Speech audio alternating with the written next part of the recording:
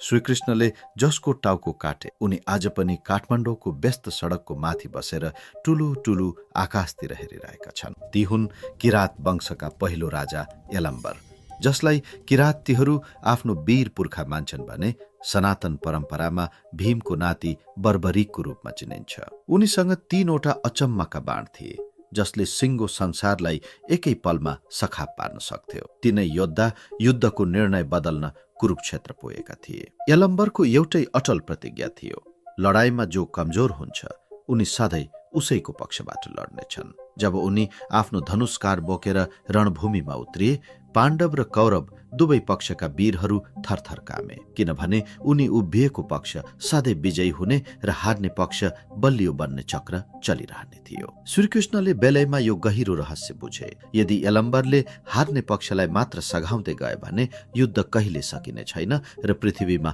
कोही पनि बाँकी रहने छैन। त्यसैले श्रीकृष्णले एउटा चतुर जुक्ति निकाले र ब्राह्मणको भेषमा गएर दानको रूपमा यलम्बरसँग उनको जीवित टाउको नै मागिदिए। आफ्नो वचनका पक्का वीर राजाले रत्तीभर पनि नहिचकिचाई आफ्नै हातले आफ्नो टाउको काटेर त्याग गरिदिए। श्रीकृष्णले उनको यो महान त्यागको कदर गर्दै टाउकोलाई अमर बनाइदिए। त्यो शिर आकाश मार्ग हुँदै हावामा तैरिएर काठमाडौँको मुख्य चोकमा ओर्लियो। आज त्यही शिरलाई हामी आकाश भैरव अर्थात् आजुद्याहका रूपमा पुज्छौं। इन्द्रचोकको प्राचीन मन्दिरदेखि सिङ्गो उपत्यका भरि उनको बलियो पहरेदारी फैलिएको छ। इन्द्र जात्रामा आकाश भैरवको नाचले जीवित देवी कुमारीको रथ अगाडि लागेर जात्राको नेतृत्व गर्छ, जहाँ उनको अगाडि राखिएको प्रसाद ग्रहण गर्न हजारौं मानिसहरूको घुइँचो लाग्छ।